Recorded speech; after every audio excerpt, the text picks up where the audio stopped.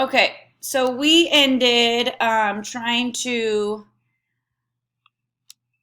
name different organic compounds. I think we did propyne and pentane, and then we needed to do octene and heptanol. So this is where I'm gonna start. So octa means 8. So we're gonna have 8 carbons, and give me 1 second. So you need to just draw 8 carbons in a row. Is there screen sharing Oh, or? sorry. Yes. Hold on 1 second. My bad.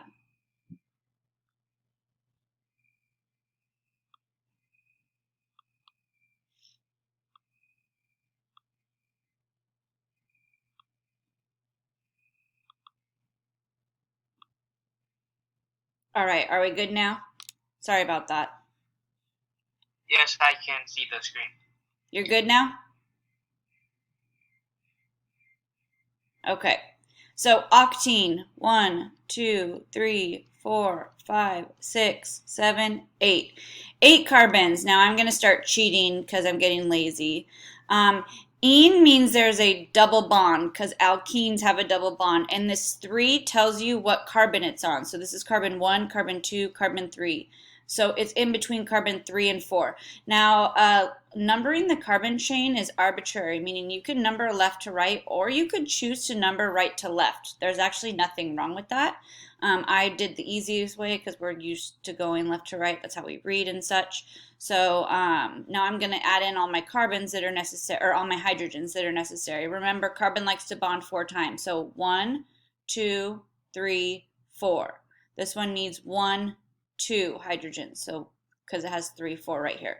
Carbon, 1, 2, 3. So this one only needs 1 hydrogen. 1, 2, 3. So this one only needs 1 hydrogen. Carbon has 1, 2, 3, 4. 1, 2, 3, 4. 1, 2, 3, 4. 1, 2, 3, 4. So you would say C8, and then you'd count all the hydrogens. 1, 2, 3, 4, 5, 6, 7, 8, 9, 10, 11, 12, 13, 14, 15, 16. H16. That is its formula. Okay? Now, heptanol. So heptanol is 7 carbons. So 1, 2, 3, 4, 5, 6, 7. Okay? The 2 is going to designate where the alcohol group is. Remember, an alcohol group is an OH group. So you're going to put it on carbon 2. So again, I'm going to number left to right. This is carbon 1. This is carbon 2. I'm going to throw my alcohol on here. Okay? And then the rest I'm going to fill in with hydrogens. So hydrogens, 1, 2, 3. This guy is already bonded 1, 2, 3 times. So just 1 hydrogen here. 2 hydrogens, 2 hydrogens, 2 hydrogens, 2 hydrogens, 1, 2, 3. So this is C7, 7 carbons. Now, when you count the H's, they tend to not include the H from the alcohol group. They leave that separately. So this is 1, 2, 3, 4, 5, 6, 7, 8, 9, 10, 11, 12, 13, 14. Did I count that right? 1, 2, 3, 4, 5, 6, 7, 8, 9, 10, 11, 12, 13, 14, 15. Okay. H15. And then OH to designate that as an alcohol group. Any questions? Yeah, I have a question. Yeah. Could it ever be like a double bond and an alcohol, or is it always just the alcohol? Yes, it can be, but for the sake of this class, it won't be. So you don't have to worry about that. It can be. Carbon compounds, organic compounds can get pretty wild. They can be ridiculously long chains, but we're just gonna do the basics, so you don't have to worry about that. Okay, thank you. You're welcome. Okay, so next, check out this guy. So I say, hey, pick out who ethanol is. So eth means 2 carbons. All means there's an alcohol. So look, 1, 2 carbons, OH. This is ethanol. Okay? Now I'm going to go down here. Look at this. CH3, CH3, CH2, CH2, OH. This is also ethanol. It's just a different style of writing ethanol. Look at this guy. C with 3 H's. C with 3 H's. C with 2 H's. C with 2 H's. OH. This is also ethanol. Again, a different style. Look, C with 3 H's, C with 2 H's, OH, ethanol. Okay, now we get into here. So this is the ball and stick model. If you didn't remember, carbons are generally the black spheres, and the whites are generally hydrogens, and reds are generally oxygens. So this is 2 carbons, 3 hydrogens, 2 hydrogens, and an OH. So this is also ethanol. So this is called line drawing. Every point of the line is considered to be a carbon with the appropriate number of hydrogens on it. It's just assumed. Organic chemists get kind of lazy, and because they can get so long, the carbon chains, they start doing the line method. So this is CH3, CH2OH. This is ethanol. So then they get even crazier. So look at, this is assumed to be a carbon at this end with 3 hydrogens. This is assumed to be a carbon at this point with 2 hydrogens, OH, so also ethanol. So this is so many different ways to represent all one molecule. So let's say I wanted to do octane. Octane is just 8 carbons and hydrogens, right? So they would go the line method because they get lazy. They go, so this is our first point. So 1, 2, 3, 4, 5, 6, 7, 8. Boom, octane. So organic chemists get kind of crazy because the chains get so long that they just draw lines, and it's assumed that all the rest of the things are carbons and hydrogens, which is kind of funny. Now, this is obviously an organic molecule. It has a bunch of carbons and hydrogens and oxygens. Now, if you try to write out its formula, so again, if you haven't noticed, they try to write formulas in order that the atoms are bonded to each other. Does anybody know who this compound is?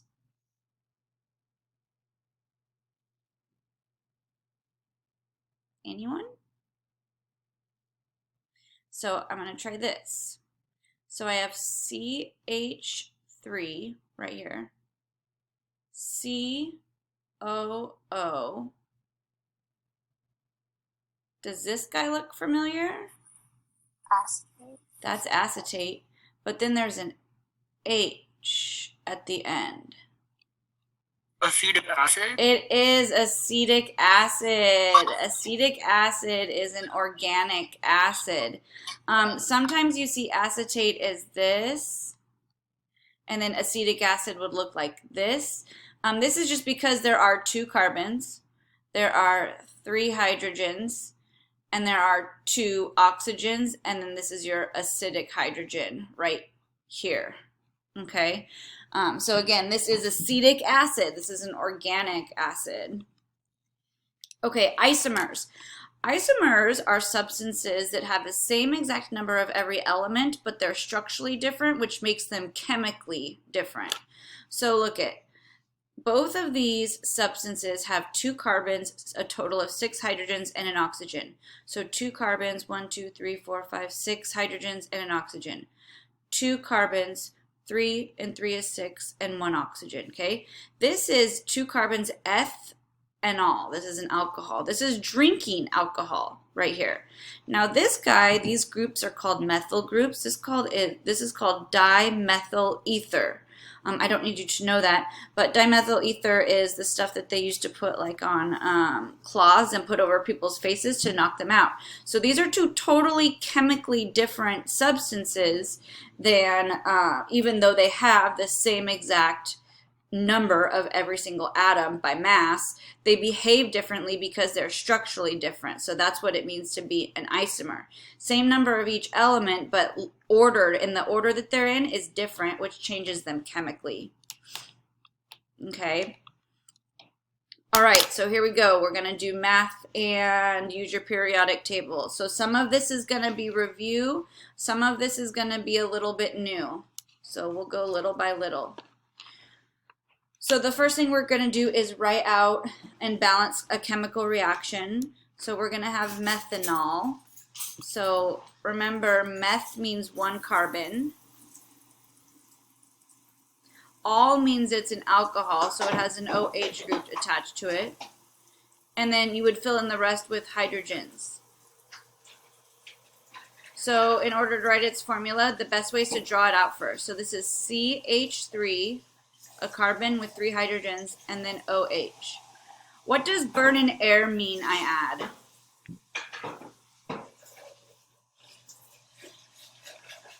Anyone? Oxygen. Oxygen. And then this is an organic molecule. Why? Because it has carbons and hydrogens and oxygens. So what are my two products? Or what type of reaction is this? Combustion. Combustion, great. And the product of combustion reactions is always, for the sake of this class, two things. What are they? Carbon dioxide. Carbon dioxide and water. Always, for the sake of this class. So now I need you to balance it. So 1 carbon, 1 carbon. 4 hydrogens, so I have to put a 2 here. 4 hydrogens. This gives me 2 and 2, 4 oxygens. Don't do this. You go, oh, 4 oxygens. Don't forget about this guy right here, okay? There's actually 5 oxygens on this side, so we can't do that. So because this guy is the odd guy out, I'm going to throw a 2 in front of here and go back and rebalance, because this will now give me even oxygens. So now I have 2 carbons, so I have to put a 2 here. Okay, that gives me, oops, sorry, I didn't mean to erase all that.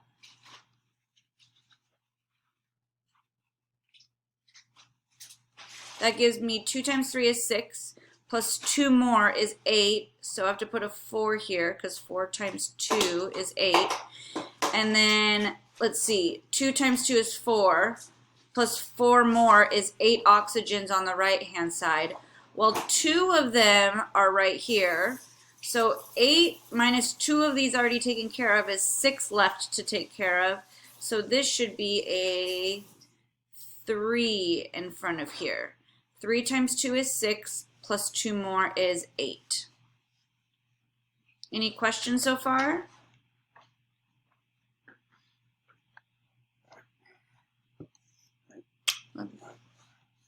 All right. Now, so the particulate level is something that the College Board really, really likes. So they like drawing molecules and you understanding the balance. So let's write out the reaction for methane. Meth is 1 carbon. Ane means the rest are hydrogens. No double bonds. So this is CH4 burning in air to make, again, this is combustion, carbon dioxide and water. If you balance it, you'll notice there's 1 carbon, 1 carbon, 4 hydrogens, so I put a 2 here. That gives me 2 oxygens plus 2 more, 4 oxygens, so I put a 2 here, that's 4. And then notice when they did this though, they had 2 methane molecules. So they had 2 of these guys. So in order to react in perfect proportion, this is a 1-to-2 ratio. So whatever this is, this should be double. Did they double it? Yes, they gave you 4 oxygen molecules, okay?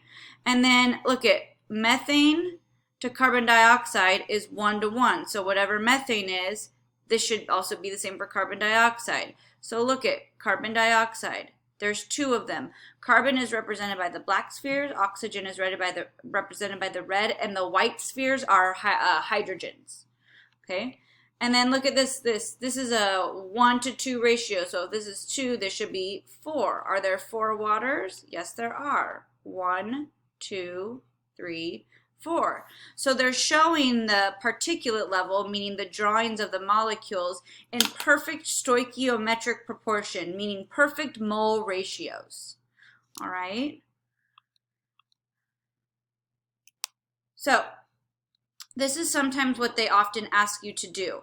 They'll show you a reaction, and then they'll show you the products, and then they'll give you another reaction, and they're going to expect you to draw the products. Now, I realize that at this point in this class, most of you don't know how to draw molecules, but you will by the end of the semester. However, you can at least write out the balanced reaction and tell me how many molecules there would be. So let's do this one first. So I told you, if you didn't know, red is oxygen, blue is nitrogen, and white is hydrogen. So you might want to write, it might be helpful to write that down. So let's see, let's do our oxygens first. So this is O2. Look, it looks like 2 atoms bonded together. So I have O2 reacting with. So this looks like, remember, blue is nitrogen and red is oxygen. So NO. Okay? To produce, this is nitrogen in the middle, and then this is 2 oxygens, and that's what all of them are, so NO2. So the next thing you do is you balance. You go, okay, 2 oxygens plus 1 is 3. Oh, this is ugly, right? There's 2 over here. This is your odd guy out, okay? So just pay attention to your odd guy out. So there should be 2 in front of here. That gives me 2 nitrogens. So now I'm going to put a 2 in front of here. That gives me 4 oxygens, and then 2 plus 2 more is 4. So this is the balanced chemical reaction. Now, when you look at the particulate level, meaning these atoms that they've drawn in the boxes, this is not 1 and 2 and 2. They have way more oxygens in there than that. So let's count how many oxygens they put in here. 1, 2, 3, 4. So they have 4 of these guys present.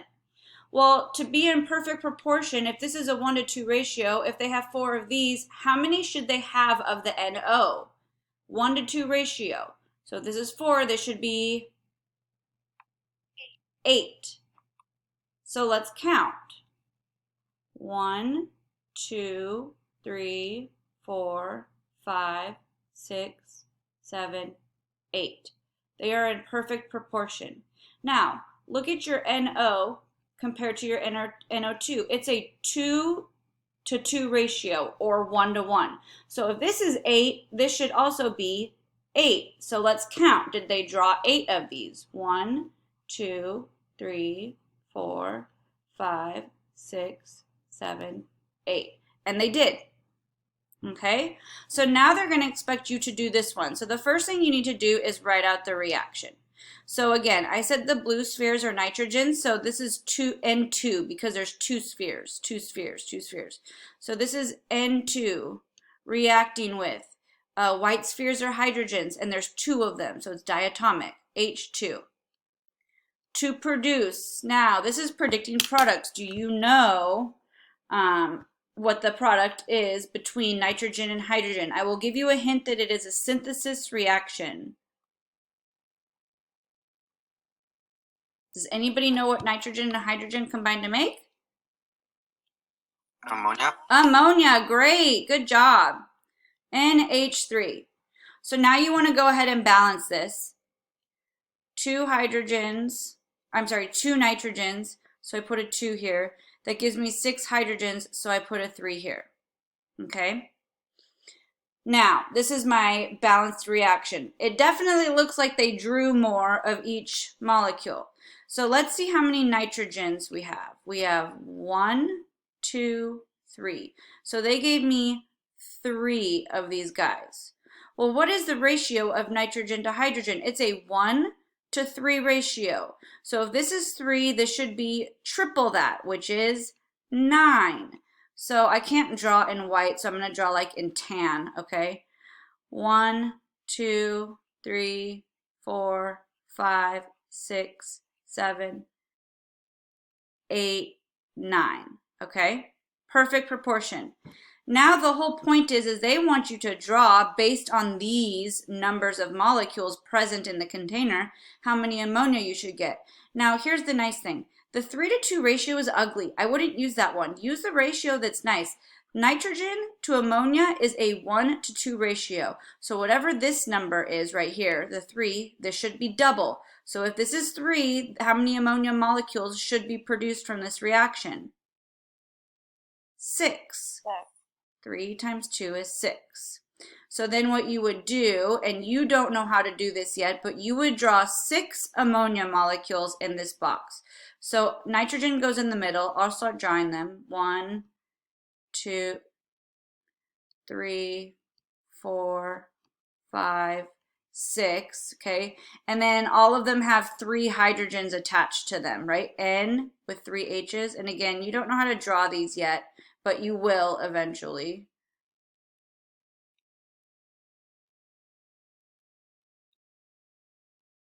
Okay, so now I have my 6 ammonia molecules and I've answered the question. Are there any questions about that?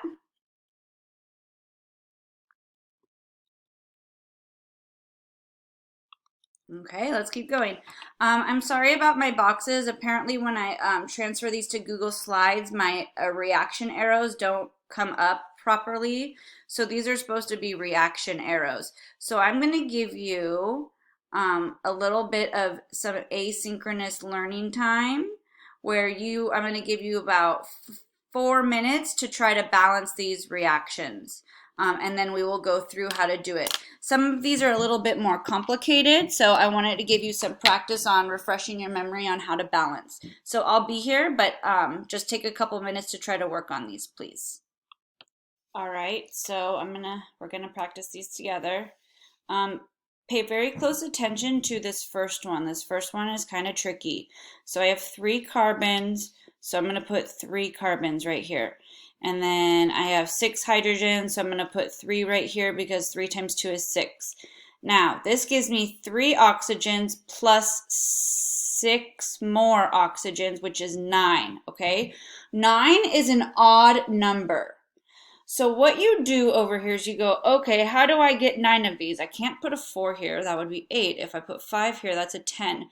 So the easiest way to remember to try to do this is either you instantly multiply everything by 2, or the reason you do that is because we're going to call this 9 halves, right? Because 9 halves times 2, because there's 2 of these, is 9.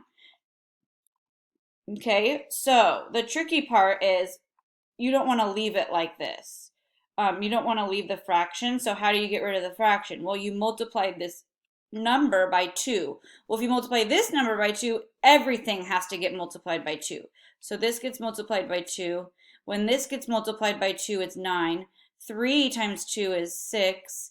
And this one is also 6 because 3 times 2 is 6. Are there any questions about this one? I think this one was probably one of the harder ones. Okay. All right, so 2 sodiums, 2 sodiums. That gives me 2 chlorines, so I put a 2 here for 2 chlorines. That gives me 2 hydrogens, 2 hydrogens. Beautiful. 1 carbon, 1 carbon, 3 oxygens. 1 plus 2 is 3. Boom, done. Okay? All right, nitrogen is 1. It's 2 over here, so I have to put a 2 here. So 2 nitrogens now. 6 hydrogens, so I need to put a 3 here. That gives me 3 oxygens, so I have to put a 3 here. That gives me 3 coppers, so I have to put a 3 here. Done. Okay, another combustion. You can see that combustions can get funky. This one works itself out kind of nicely. So look, 2 carbons, 2 carbons. That gives me 5 plus 1 is a total of 6 hydrogens over here. So I put a 3 here. 2 oxygens times 2 is 4, plus 3 more is 7. Now, don't go put 7 here, okay? You don't want to do that. You go 7. Okay, well so that's odd, right? Well, there is this odd guy out. So 7 minus this 1 guy leaves me with 6 oxygens. So 3 times 2 is 6, plus this 1 odd guy out is 7. Are there any questions on balancing before I move on?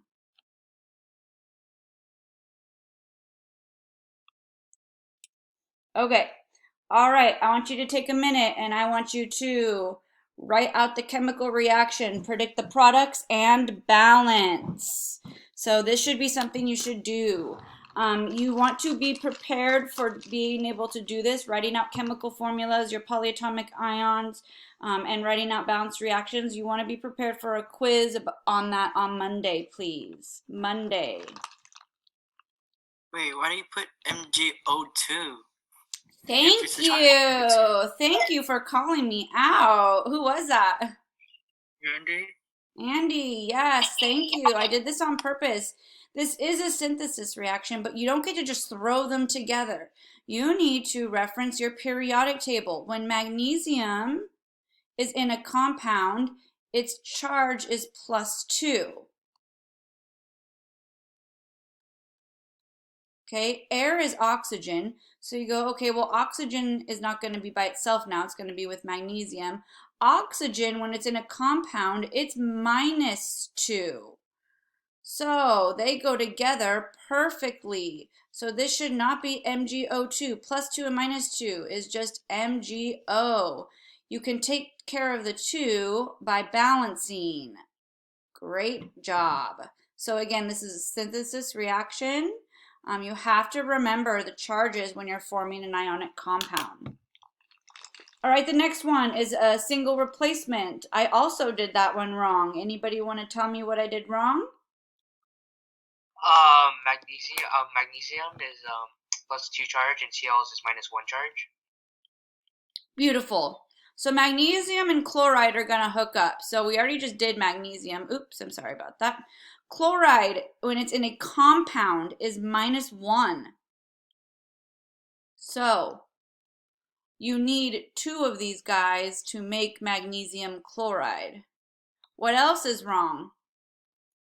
H to the H2. Hydrogen doesn't like to be by itself. It will hook up with itself if it has to. So hydrogen is one of your diatomic. So how do you balance this out? Well, you just throw a 2 out in front of here. Any questions? All right. So I will eventually do this demo for you. This is a piece of magnesium right here. If you light it on fire, aka burn it in air, it produces this really obnoxiously bright light. Okay, and then it turns into this kind of white powdery substance. It was a metal, and now that's a white powdery substance. That white powdery substance is magnesium oxide. Okay, now this one's kind of fun. This is a piece of magnesium, and you put it in hydrochloric acid, and you see it bubble. Can someone please tell me why it bubbles? Reaction between the two elements. Yep, the reaction between the two elements produces who? Hydrogen gas. Hydrogen gas. And so that's why you see the bubbling, is because of the presence of hydrogen gas.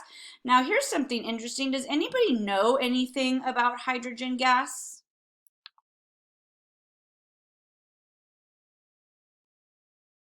How about this? Has anybody heard of the Hindenburg, and do you know what happened to it? Oh, it blew up. Okay. It didn't. Yeah, so the Hindenburg was this blimp, and they filled it with hydrogen gas because hydrogen gas is less dense than air, so that allowed the blimp to float. The problem is that in extreme abundance of oxygen will cause it to ignite, and then it blows up, which is kind of problematic if you have a blimp. So it did blow up, and people did die from that accident. So I want you to write this down, and I will do this demo for you, and you'll actually be able to do this because it is expected you know that if I were to take a wooden splint, so write down a wooden splint, and I light the end of the wooden splint on fire. So a wooden splint is just like a piece of like little thin wood, okay? And I light the end of it on fire. If I were to stick it in this container or this Erlenmeyer flask right here that has hydrogen gas in it, it would blow up, but it would blow up at like a minute level because there's not tremendous amounts of hydrogen gas like there were in the blimp. In other words, it actually just makes this popping noise. So you can detect if hydrogen gas is being produced by lighting a wooden splint and putting it over the mouth of the Erlenmeyer flask. And if it's hydrogen gas, it will pop. Okay, so that's a characteristic that I really want you to know. Are there any questions about that?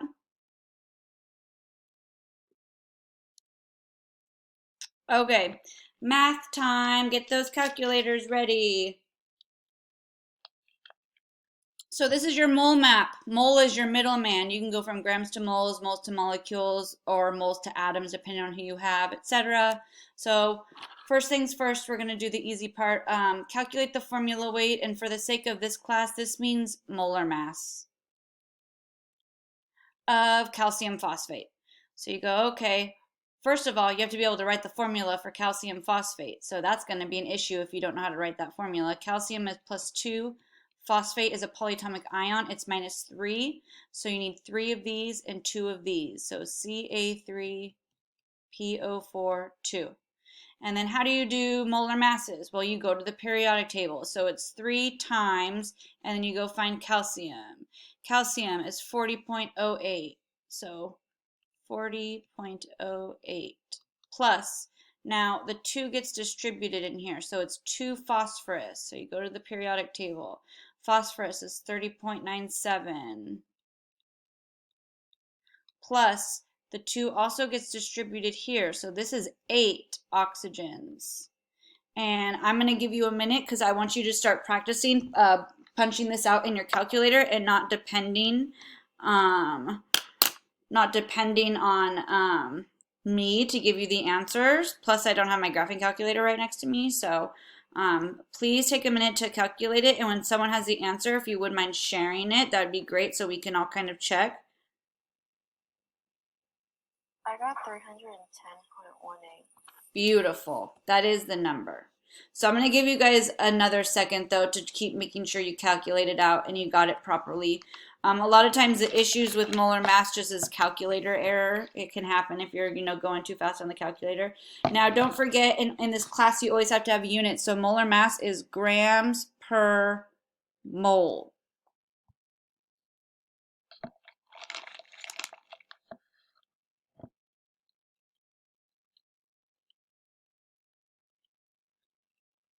Any questions before I keep going?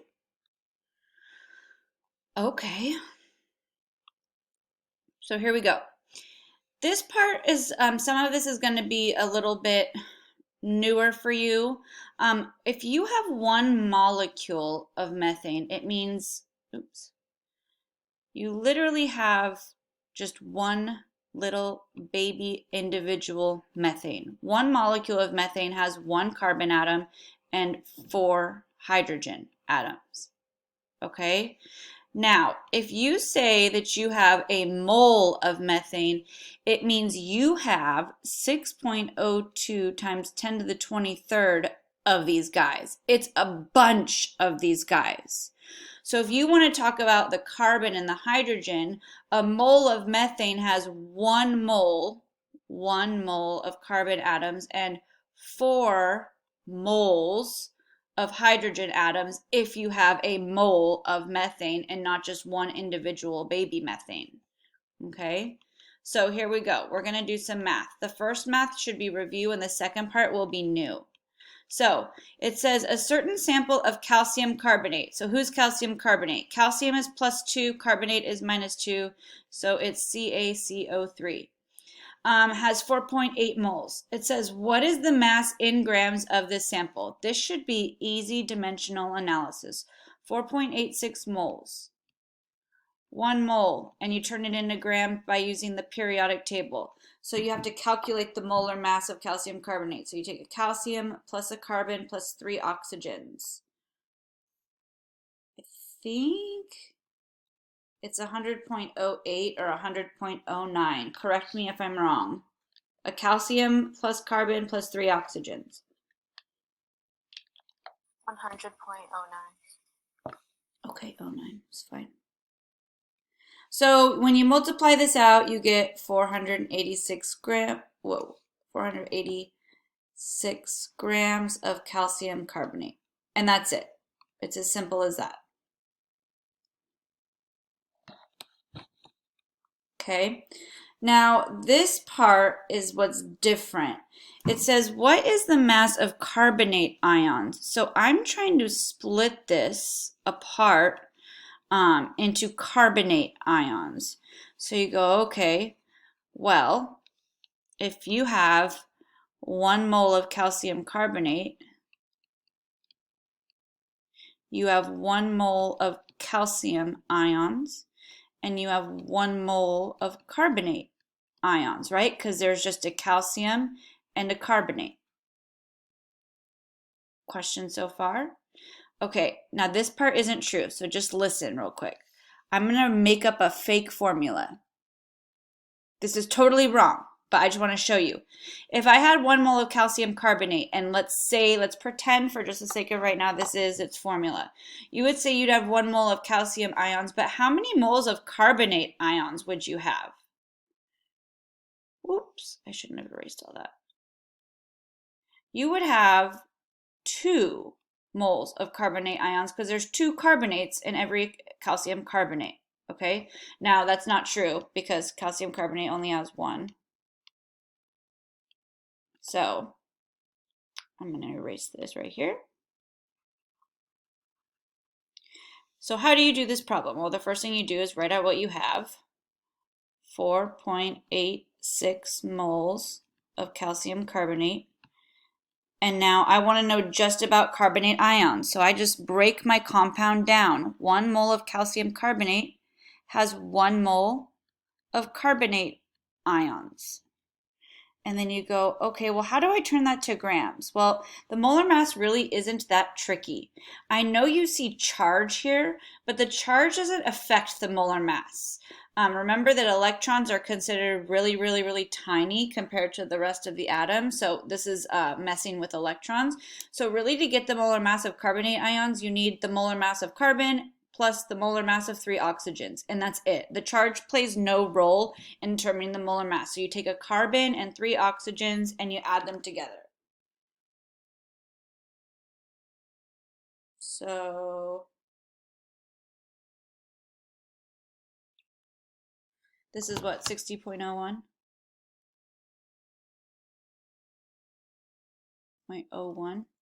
Okay, so 4.86 times 1 divided by 1 times 60.01, and your answer should be 292 grams of carbonate ions. So this is probably new for you. Are there any questions about this? We're going to do more like this in just a second. So the reason we broke this into ions is because this is an ionic compound. It's a metal with a polyatomic.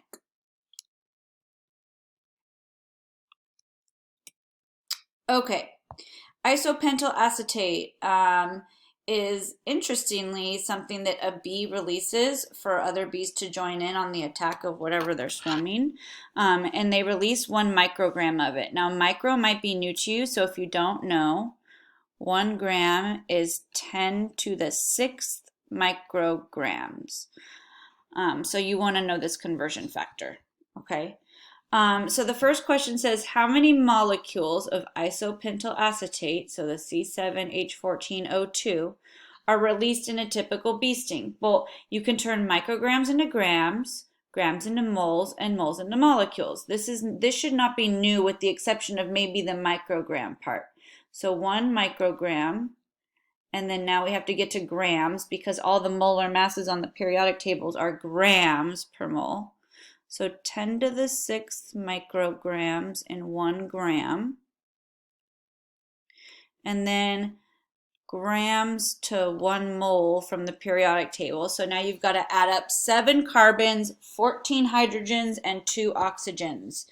I do not remember the number. I think it was 130 something. Once you guys have the molar mass of isopentyl acetate, will someone let me know?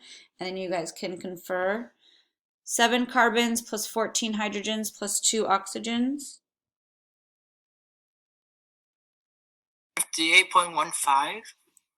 What did you get? 58.15. I think it's like 130 something. 30.21. Yes, that sounds, if I remember from last period. 7 carbons, 14 hydrogens. Don't forget the 2 oxygens, too. Oh, I'm done. No, you're not.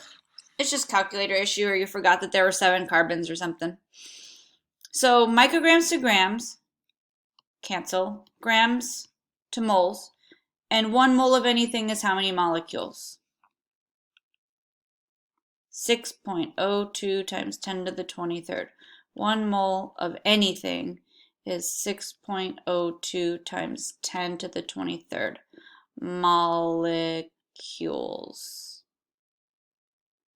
Okay, so I want you to calculate this out. Be very careful. Please practice with your calculator. Be very careful when that 10 to the 6th is in the bottom.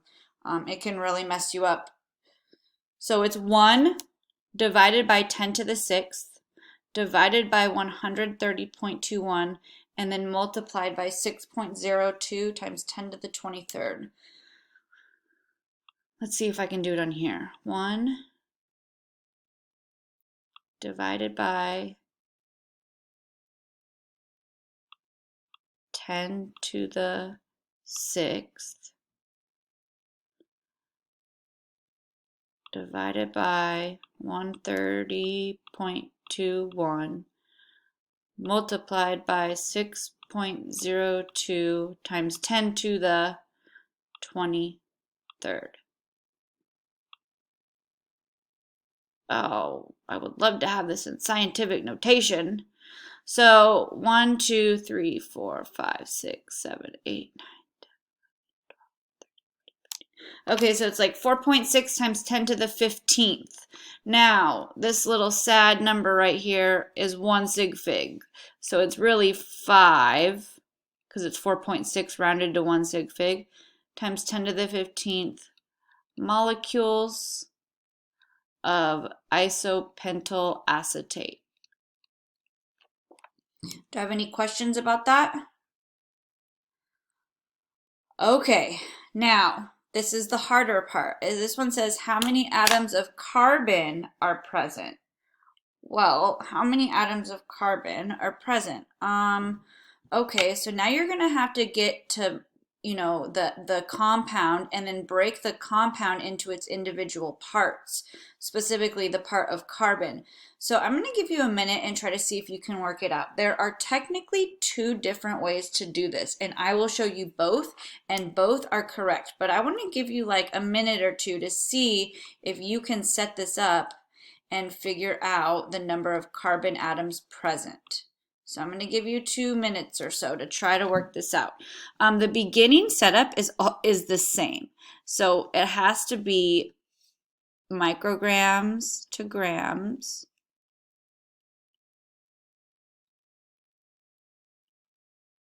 Now, sorry. Micrograms in 1 gram.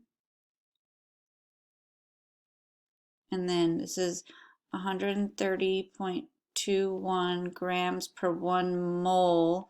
Now remember, this is of the whole compound. Okay. So I'm going to show you both setups. They both start the same way, and let's see if you can go from there.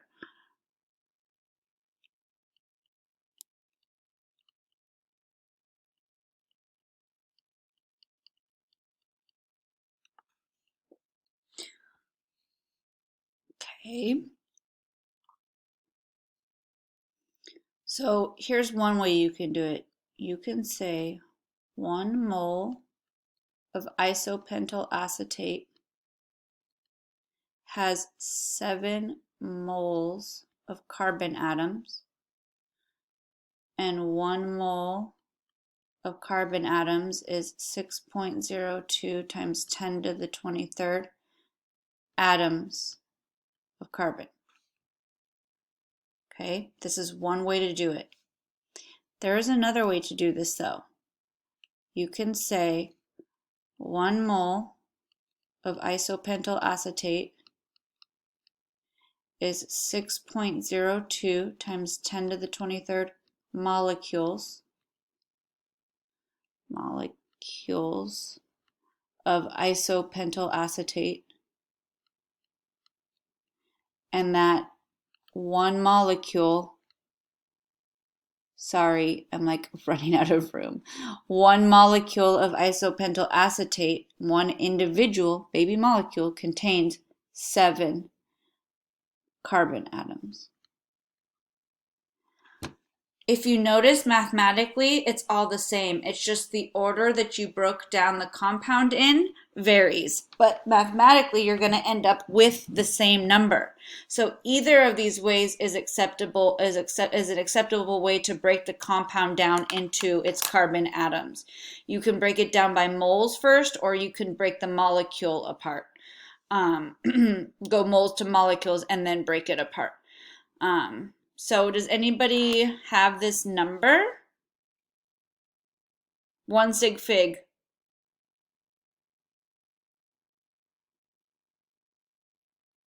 I think, was it 3 times 10 to the 24th? I don't remember. I have no idea. I don't remember this. Anybody? 3 times 10 to the 15th? Okay, that might be right. Do I have confirmation of this?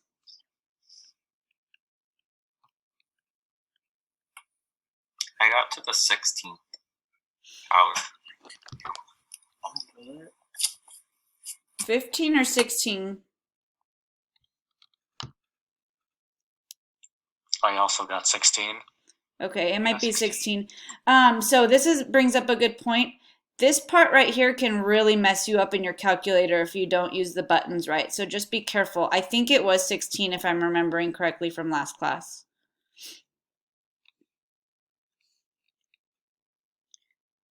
Any questions? So this part is harder. This part is newer. All right. Now, this one is kind of cool.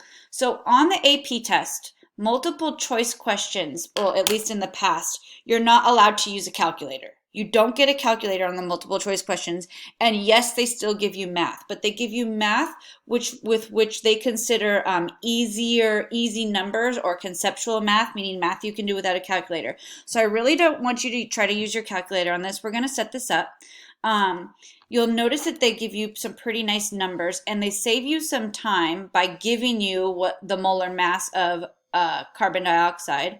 So they say a 44-gram sample of carbon dioxide, and then they give you its molar mass, so you don't have to go look it up, contains how many oxygen atoms. So I need to take carbon dioxide, and I need to break it into its oxygen atoms. So the first thing you do is write out what you have, 44.0 grams of carbon dioxide.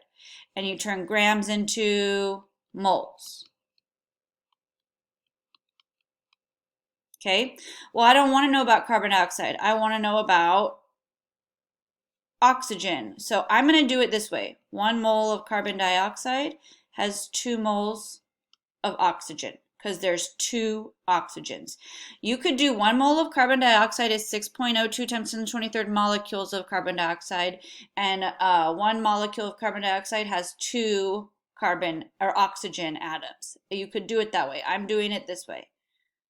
1 mole of oxygen is 6.02 times 10 to the 23rd atoms of oxygen. So grams cancel, moles of oxygen cancel, and we're left with atoms. So mathematically, this is 44 divided by 44. So that's 1 times 2. So that's 2. 2 times 6 times 10 to the 23rd is 12 times 10 to the 23rd-ish, approximately, right? And then you look at all these numbers, and they don't have whole numbers. They have decimals. So what they've done is they've thrown a decimal here. Well, this isn't really the number. It's not 1.2 times 10 to the 23rd. It's 12. So I technically have to move my power of 10 one to the right. So that increases my power of 10 by 1. So the answer is D. So again, this is all stuff that could have been done without a calculator. Very nice numbers. Are there questions so far on this? All right, here we go. Limiting reactants. Oh boy. So please take good notes on this. So they give you a reaction of nitrogen gas reacting with hydrogen to produce ammonia. So we're going to write out the reaction. Nitrogen reacts with hydrogen to produce ammonia. And then we need to balance it. I need to put a 2 here and a 3 here. Okay. Now, I want you to write this down. How do you know it's a limiting reactant problem? There's always a hint for being able to tell if it's a limiting reactant problem. Does anybody know what it is? I realize at the top of my side says limiting reactants. Okay, yeah, sure, that's a pretty big hint, right? But like, does anybody know? Obviously on a test, it's not going to say, hey, this is a limiting reactant problem. What's the easiest way to identify if a problem might be a limiting reactant problem?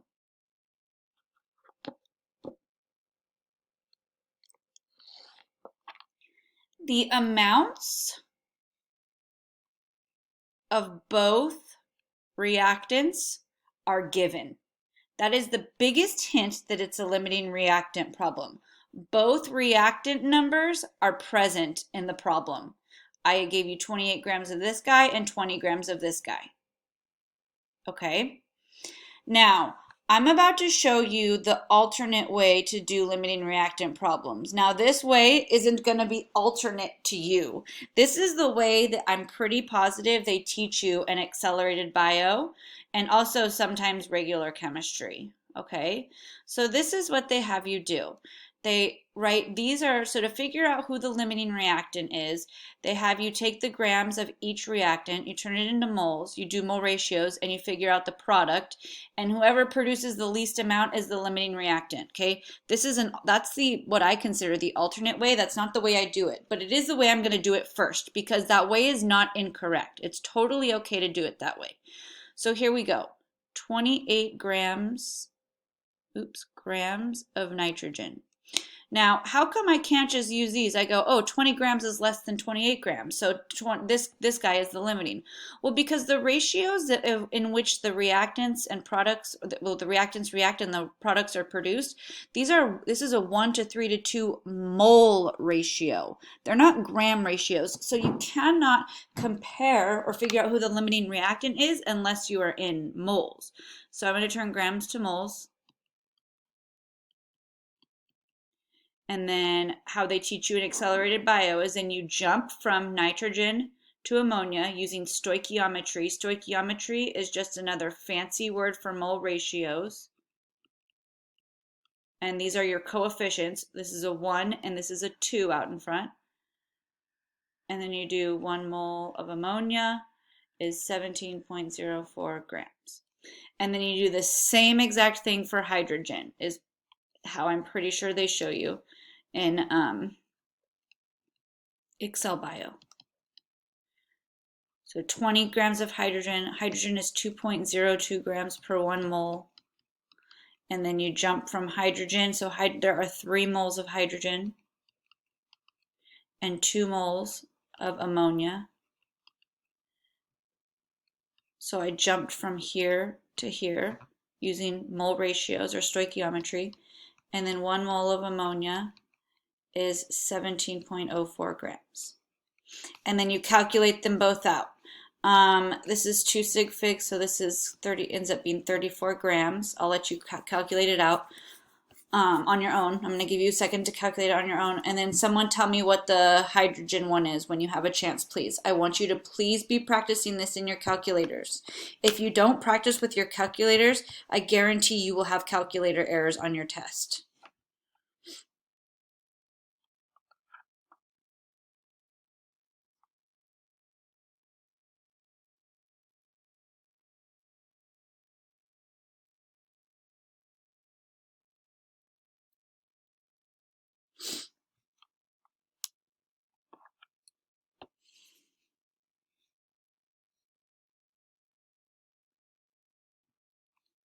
This one's like 100 and something. What is it? Anybody? The hydrogen? The hydrogen to the ammonia? 112. Okay, 112-ish, right? Whatever. So then this is what you did. You went, okay, the nitrogen only produced 34 grams. The hydrogen was able to produce 112. Whoever produces the least is the limiting. Well, 34 is less than 112. That makes nitrogen my limiting reactant. Okay, and that's how they taught you to do it. And then we're going to go find excess. Now, I want to show you my way really quickly if you guys are okay with that. My way is kind of like a cheating way where I start out the same and then I cheat really quick and then I keep going. So this way is 100% acceptable. If you feel good about this way, I'm totally on board if you want to do it this way. But I'm going to show you real quick how I generally do it. Okay, so let me fix this right here. So I start off the same. I say 28 grams of nitrogen. I turn grams to moles. And this is like 0.99 something, 999, whatever. And then I do this one also. And this is 20 divided by 2. So this is moles. And this is moles. This is like 9.9 moles. And then I cheat right here. Instead of going all the way out, I look at the respective coefficients. This is a 1 to 3 ratio. So I take my nitrogen and I divide it by the 1 that's in front of it, this invisible 1. and then I take my hydrogen and I divide it by the coefficient in front of itself, which is a 3 in front of the hydrogen. Whoever comes out smaller is my limiting reactant. So 0.99 divided by 1 is 0.99. 9.9 divided by 3 is like 3.3. So this is still smaller, so this is my limiting reactant, and then I go ahead and do the math with my limiting reactant. I go ahead and go, okay, well this guy's my limiting, so this is who I'm going to use. 1 mole of nitrogen, 2 moles of ammonia, 1 mole of ammonia, 17.04 grams. Okay, and then you get 34 of ammonia produced. Now, excess kids seem to have a lot of trouble with. I'm going to erase hydrogen because this is not relevant since it's not my limiting reactant. The hydrogen is my excess. Okay, that's what I have left over. So how do you figure out that guy? Well, you use your limiting reactant. Your limiting reactant determines everything about your reaction. So I start off with my nitrogen again. Okay, I turn my grams of nitrogen into moles of nitrogen because I can't compare anything unless they're in mole ratios. And then instead of going from moles of nitrogen to moles of ammonia, I go from moles of nitrogen, which is 1, to moles of my excess, which is 3. Okay? Now, for every 1 mole of nitrogen that reacts, 3 moles of hydrogen react. I'm pointing this out because this number that you get at the end is not your excess. So I turn it into grams because it's hydrogen now. This number that you get from this is how much was able to react or reacted, okay? This is 1 mole of nitrogen reacting with 3 moles of hydrogen, so this number is how much is reacting. So this number comes out to be 6.0 something something something, okay? Now this is how much reacted. That's not how much is left over. So then the question becomes, well, how do I figure out how much is left over? Well, I know that if I started with 20 grams of hydrogen and 6 reacted, I just subtract it, 6.0 whatever. And you end up with 14 grams of hydrogen left over, excess. Okay? So let's look at this. In the reaction, I produced 34 grams of ammonia. I had 14 grams of hydrogen left over. It was unreacted. It didn't get a chance to react because the nitrogen ran out. So how much nitrogen do I have left? And for some reason, kids have a really hard time answering this question. At the end of the reaction, theoretically, how much nitrogen should you have left? 0. You should not have any nitrogen left. That is the point of it being the limiting reactant, is that it runs out and then the reaction stops. Okay? So it goes, the nitrogen runs out, now this guy has nothing to react with, so you can't make more product. So it just sits left over in there, and this is the max product you can get out, and then there's no more nitrogen left, which is why the reaction stops, because there's one of the reactants is now missing, it's gone. Okay, so let me prove something to you. If you look at the beginning of this, sorry, I'm just erasing.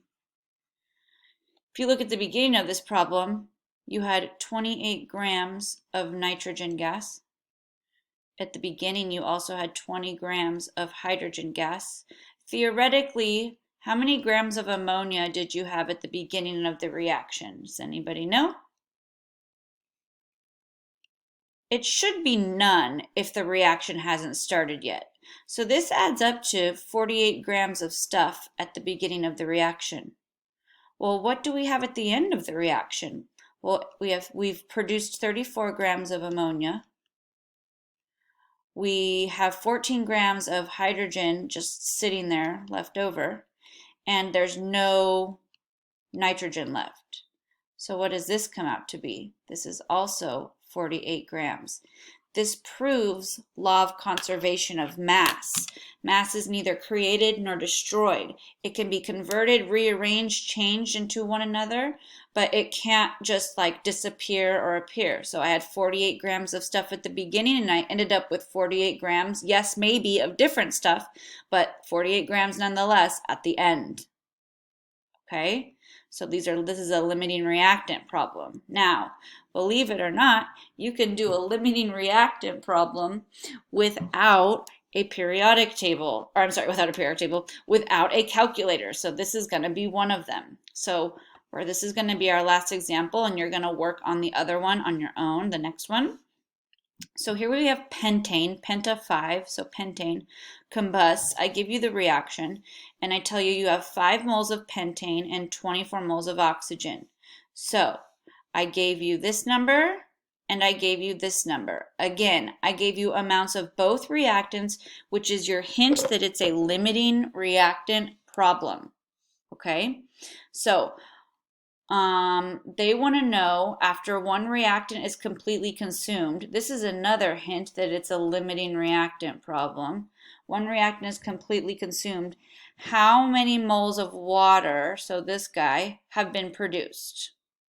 Okay, well, the nice thing about this problem is that we're already in moles.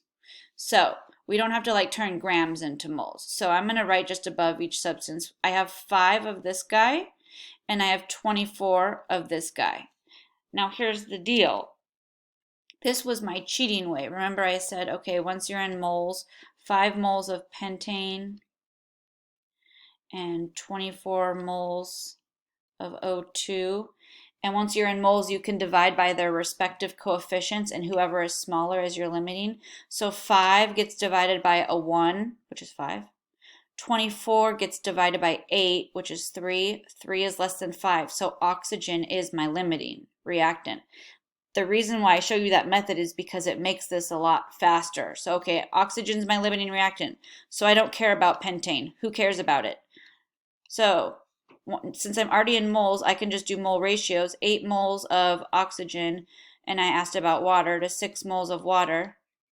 24 divided by 8 is 3. 3 times 6 is 18. Math without a calculator. So you just did a limiting reactant problem without a calculator. That's pretty impressive. Okay.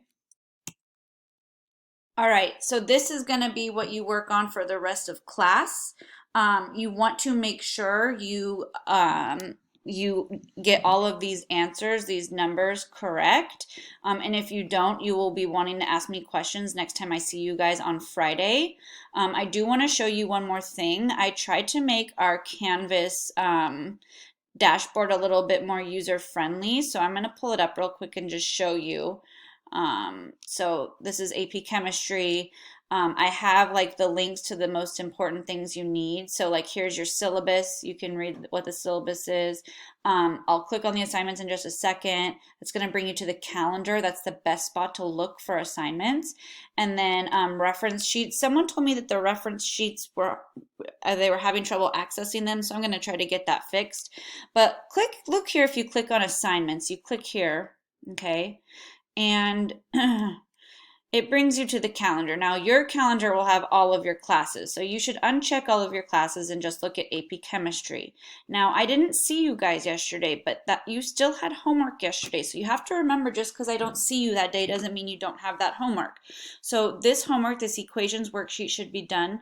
These 2 worksheets are for tonight, and then the hydrate worksheet I think I'm probably going to move. It's tomorrow. You're not going to be able to do it yet tomorrow because I haven't taught hydrates, so I might move that. And then I'm going to move this naming and polyatomic ion quiz is probably going to be on Monday. So you want to be prepared to be able to write out chemical formulas, write out reactions, name compounds. Write formulas. I don't know if I already just said that. But again, so make sure that I'm probably going to rearrange this right now. I'll do it right now. Make sure you're doing the homework designated on every single night even if you're not with me, okay? So I just kind of wanted to show you this. The calendar is the best way to keep track of things. I very rarely go over homework in class. That would be a time where you ask, you send me an email and ask me questions because I post all of the answer keys. Now, just because I post the answer key doesn't mean you necessarily know what's going on. Maybe you see the answer and you're still confused. That would be the time where you want to come ask me or send me an email or message me, and we can try to work through the problem together. So are there any questions? You can work on this for the rest of class, or you can head out. Just make sure you get all of these answers correct for this last limiting reactant problem. Are there any questions for me?